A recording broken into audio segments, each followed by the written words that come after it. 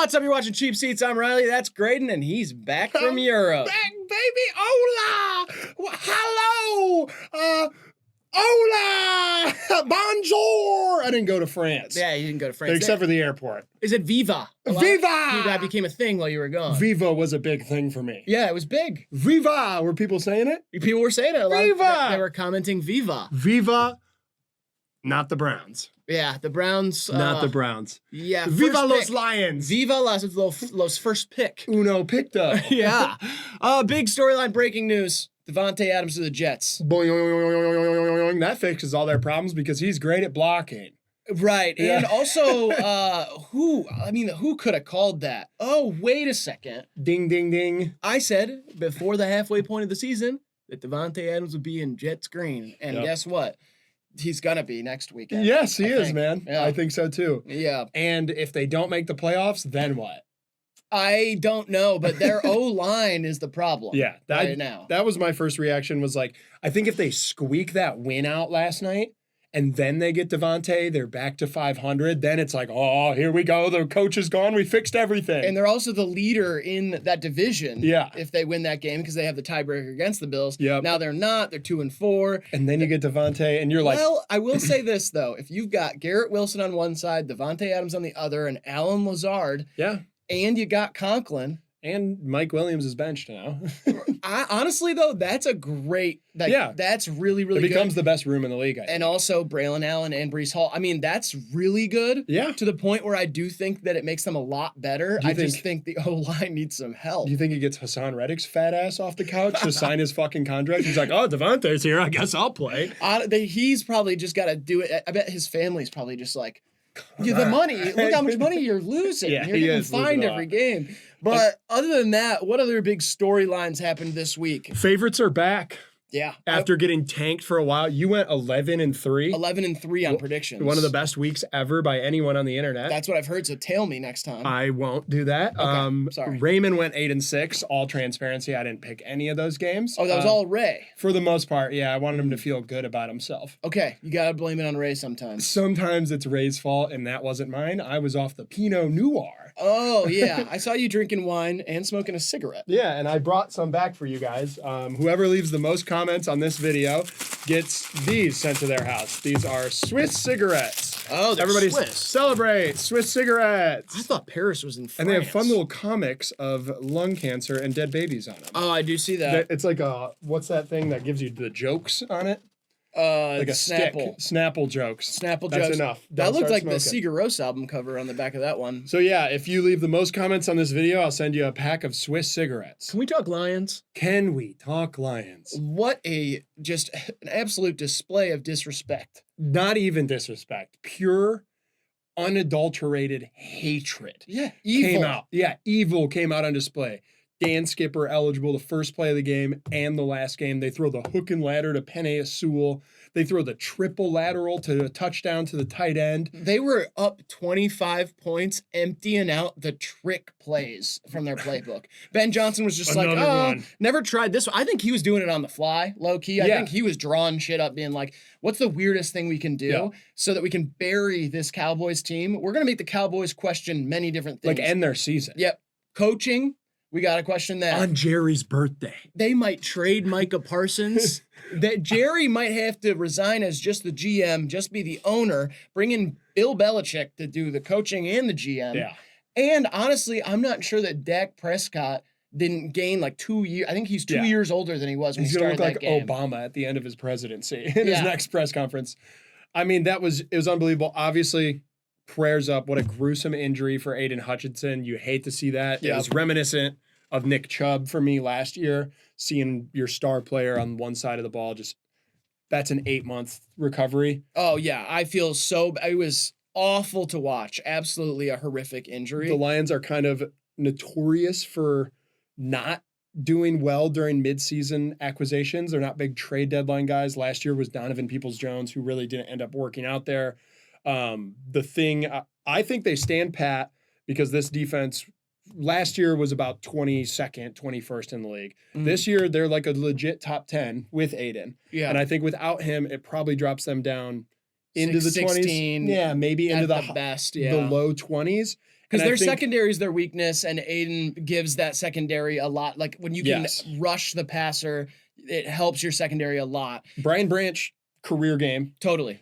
So I think if they regress to 1920 in the GM's mind, they're like, all right, we're kind of back to where we were last year, still a little better, and the offense is better than everyone in the league. I think they stand pat. I don't think they give up anything. Yeah, Dan Campbell did say after the game, he was like, my job as coach is to coach what's here. Yeah. I believe in my guys. We develop players here. Yep. And that was a really good thing to say.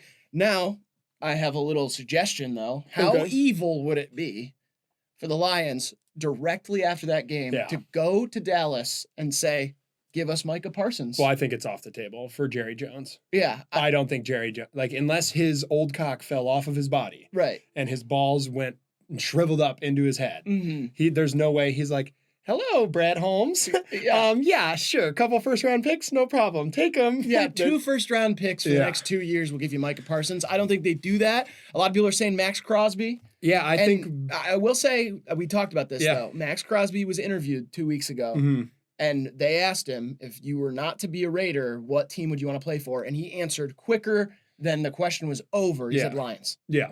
100%. And he played in Michigan. He played either high school or college Eastern? ball. I think he played at Eastern. Yeah, he played college ball in Michigan, I think. So Wally was still drunk too.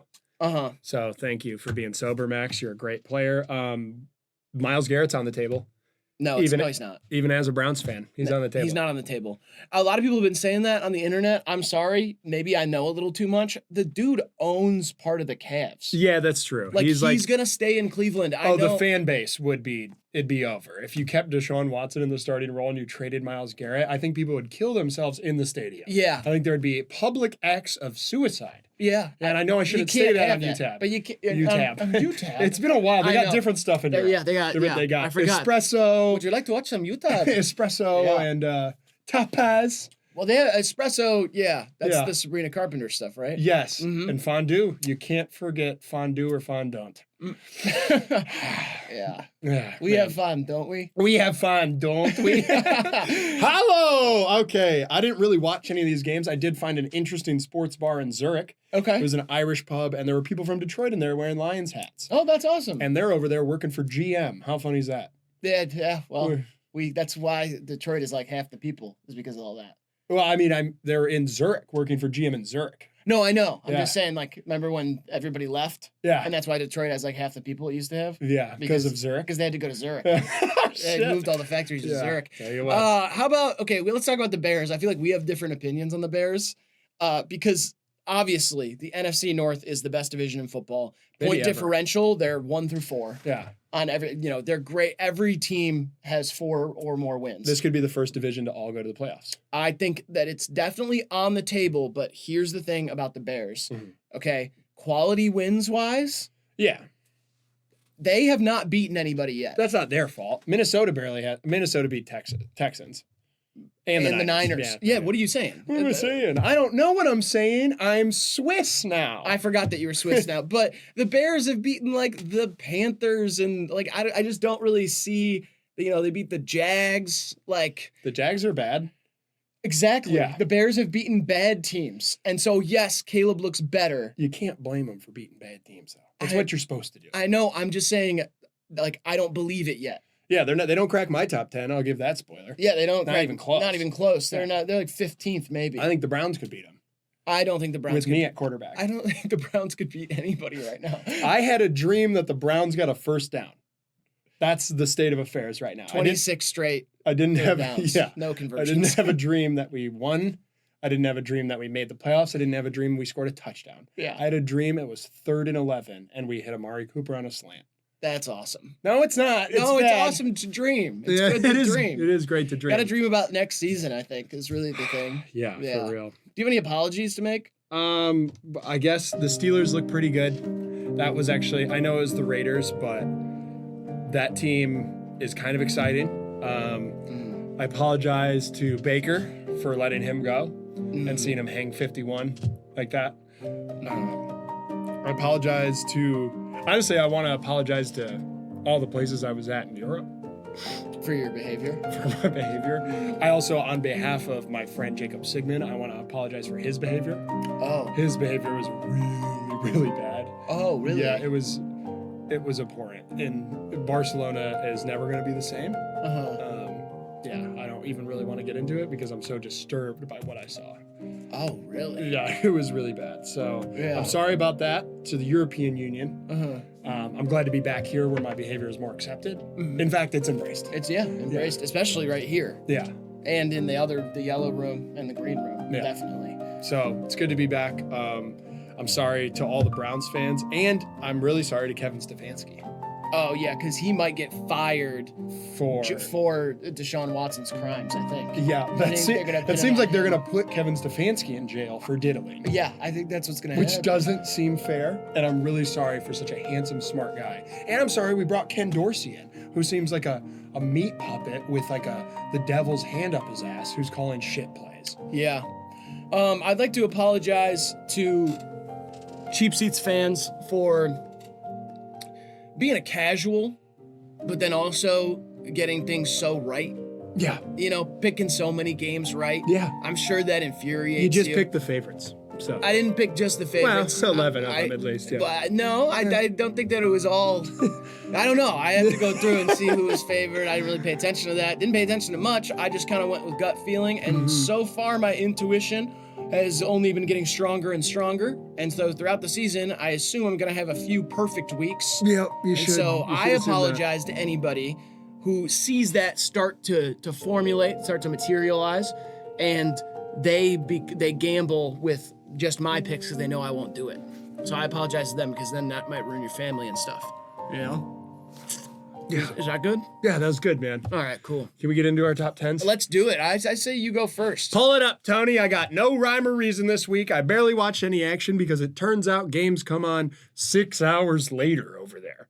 How does that work? I don't know, but it was hard to watch. The London game was a treat. I watched it with all German commentators, and they did an electric job. You'd think it was the fucking Super Bowl for them. It's first quarter, and they're like, and you know what I mean? It sounded better than that. It didn't sound right as much like I know it. Yeah. Sounded like the guy. Yeah. All right, Coach Heimler. All right, at 10, I have the Bucs. Baker just can't quit. This game was sloppy, but he threw 4 touchdowns. They hung 51 on a Saints team that not too long ago we all said that defense can play. The Saints are a mess. Did Derek Carr get hurt or was he benched? He got hurt. Oblique injury. Spencer Rattler. And Spencer looked good in the first half. Maybe a fantasy pickup, whatever. I like the Bucs. They are banged up, but Baker just seems to be having kind of a special year. Still love their wide receiver room. Let's go. All right, number 9. The Bills fall big for me this week. Or not. I don't remember last week, so that's my bad. You had 11 last week. Yeah, I did. I picked 11. Yeah, that was my bad, guys. The Bills, this team's crazy, weird. It seems like kind of slapdash, rigmarole, slapdick energy going on, but Josh Allen is so good. The defense held enough. They missed some kicks. I don't know. Really, the only reason they're here is because Josh Allen is such a freaky, deaky white boy. Number 8, Falcons. I've been riding this team. I know this was an ugly win. They didn't look great. They just really ran the ball all over a shitty Carolina team. They got a pick 6 off Andy Dalton, which I think an unborn child could probably do, given the right scenario. This team's just loaded. I think the veteran leadership of Kirk right here is going to pull this team through into the playoffs. Kind of a scary team. I wouldn't want to play them. Next, go Pack Go. They were off my list up until this point, and then I consulted a super Packers fan, and I realized that they were only 6 points away from being undefeated. This Packers team is nasty. Jordan Love is hyper talented. The defense is really good. 3 fumble recoveries. Ooh la la. Always going to be an insane place to play. At number 6, the Minnesota Freakball Vikings. This is the lowest an undefeated team could possibly be on my rankings, but they got the Lions coming up. They got some really tough games coming up. I feel like they're going to get a little exposed. I know they have the quality wins against the Texans and the Niners, but there's something about this team that I'm just not all the way there yet. I don't think this is a 12-win team. I think it's like a 10-win team, and it could get ugly.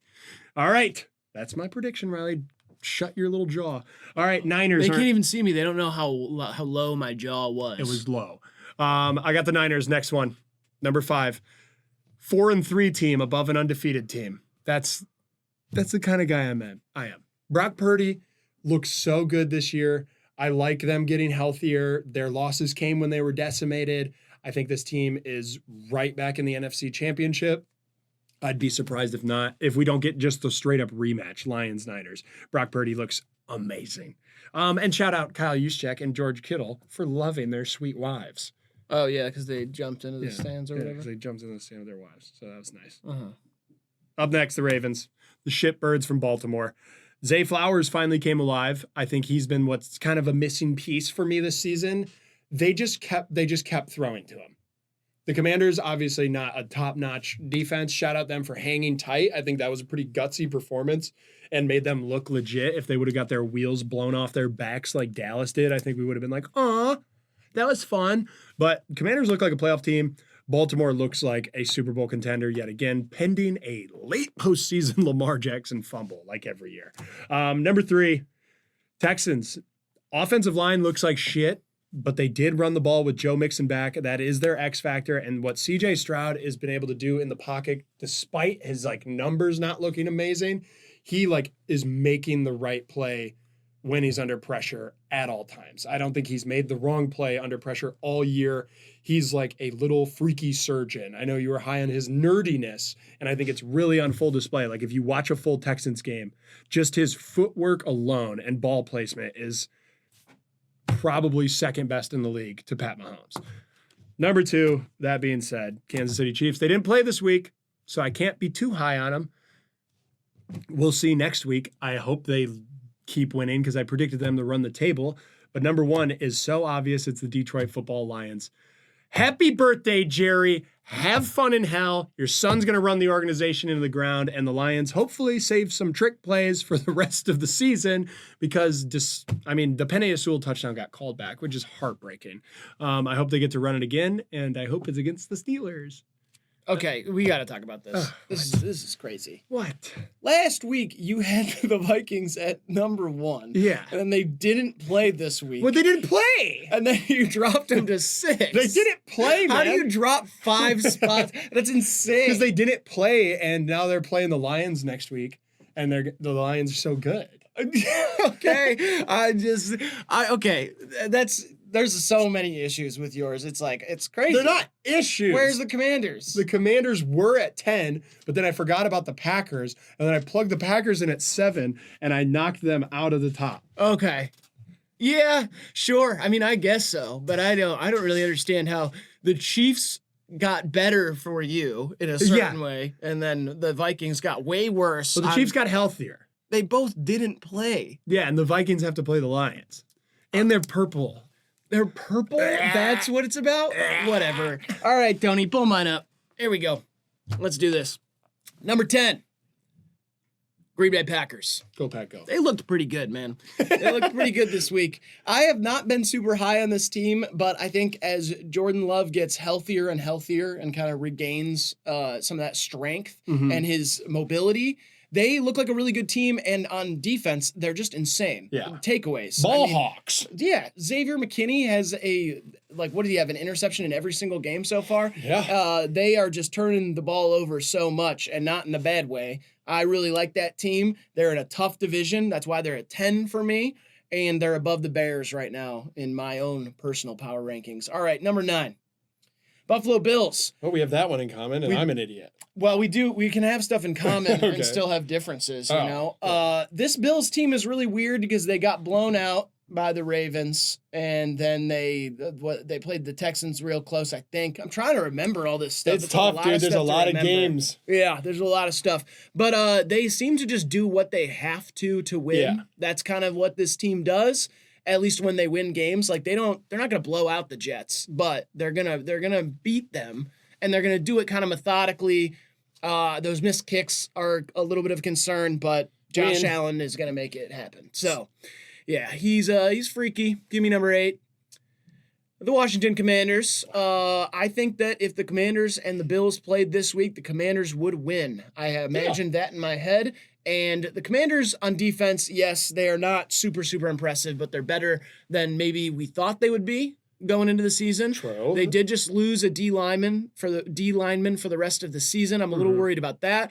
But offensively, so good. And Jaden Daniels just like so poised. He does not freak out. And that's really what you want in a rookie quarterback. And Caleb's starting to get that too. But Jaden Daniels just had it off the bat.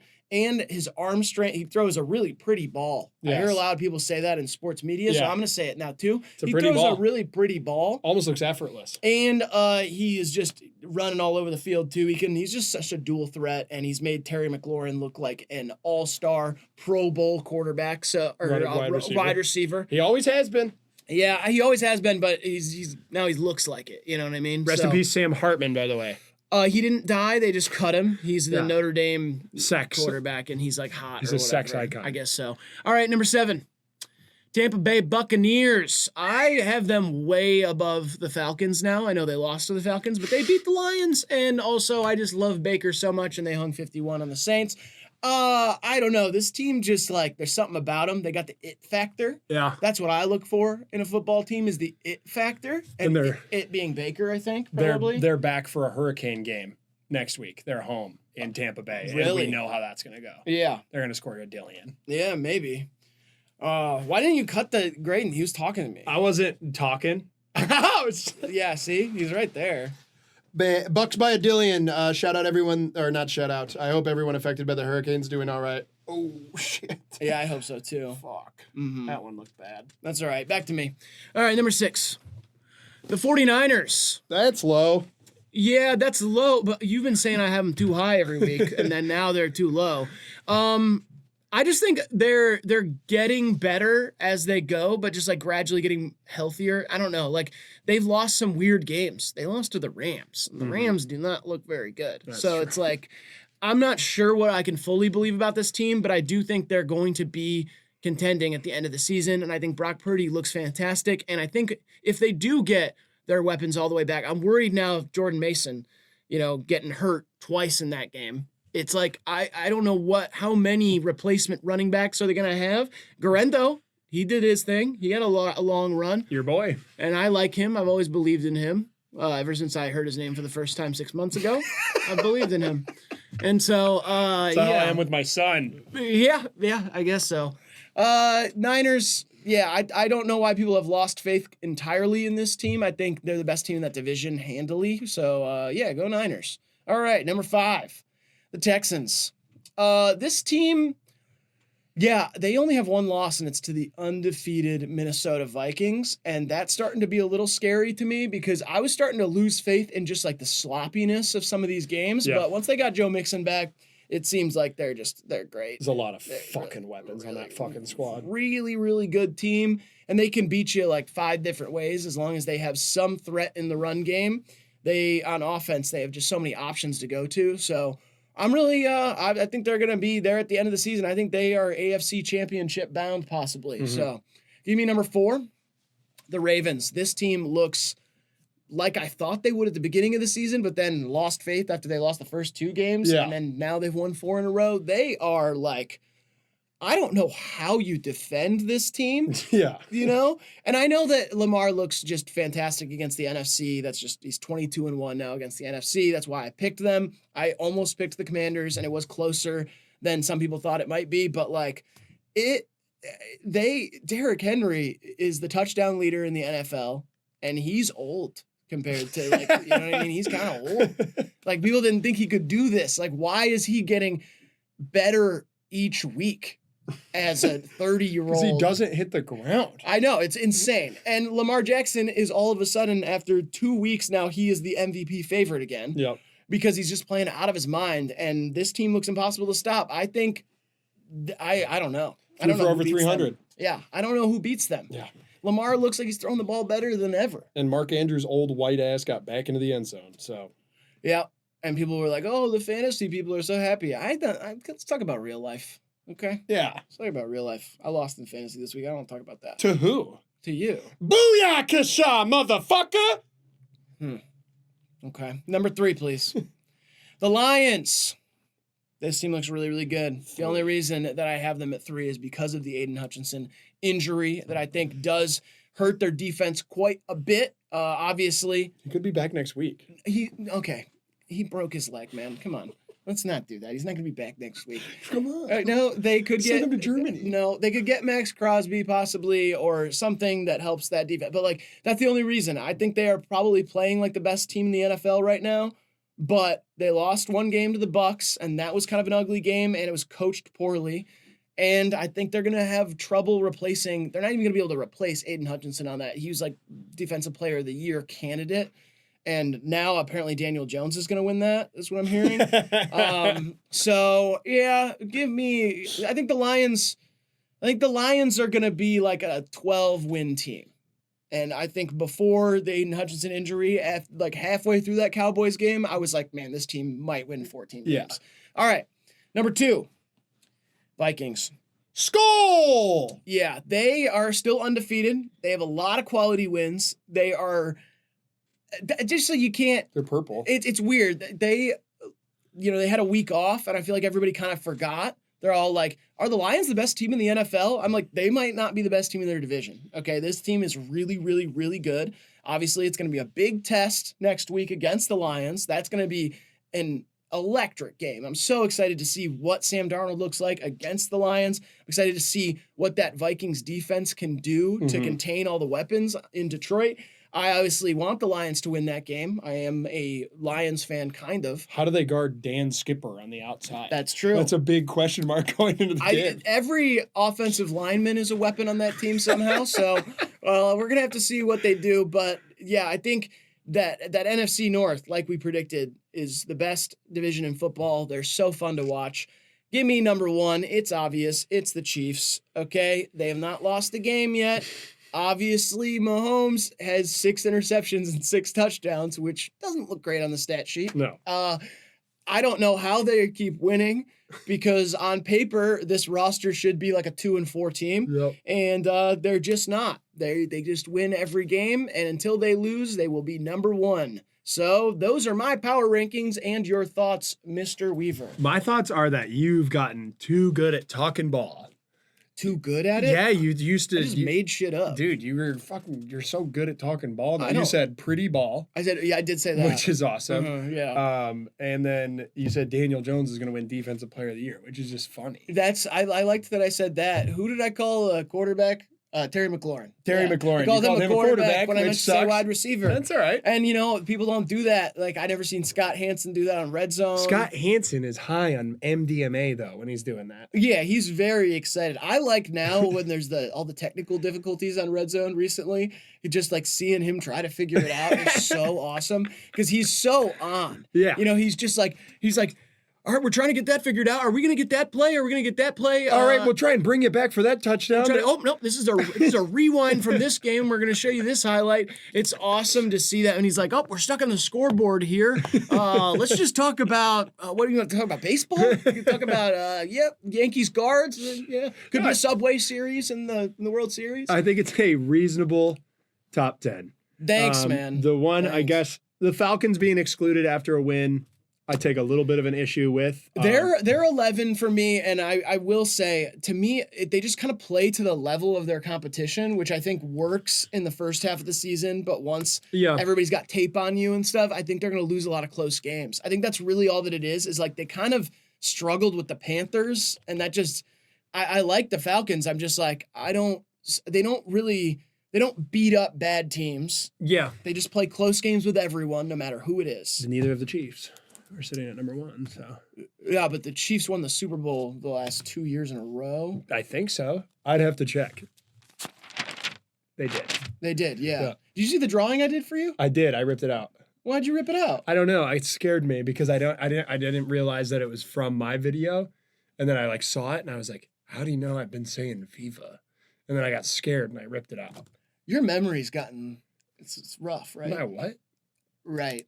Browns are 6-0. Can't wait for this weekend. The Browns are 1-5, man. Yeah, we're right back where we're supposed to be. This is home for Cleveland fans. I want to remind everyone out there, I am comfortable in this seat. And I can't wait for the draft. That used to be the thing I would look forward to every year. And that's what I'm looking forward to. I'm looking forward to Nick Chubb touching the field, and I'm looking forward to the draft. Okay, the Browns, you reminded me about some things about the E. We got to talk about Sirianni really quick before we close this one out. Sirianni shaved his head. Yeah, he puts the head in head coach. Yep. I've been wanting to say that. He decided to put the head in head coach. That's and good. Then barely squeaked past a terrible Browns team, yelled at his own fans, and then brought his kids to the press conference to address it, as if to say, hey, you can't talk about me possibly getting fired. My kids are here. Yeah.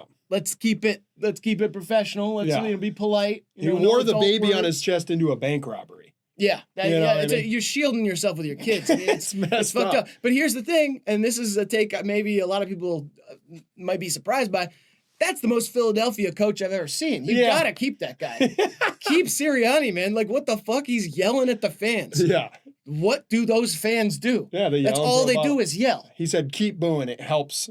Yeah. I like it when you boo me. It's like when it's Dante DiVincenzo this week. That's what happens when you run the show. Yeah. I mean, obviously, you should never celebrate winning over the Browns this year.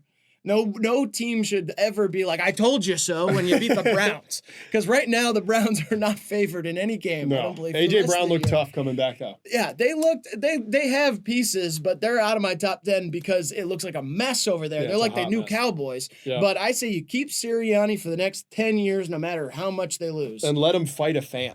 Yeah. I think you have to...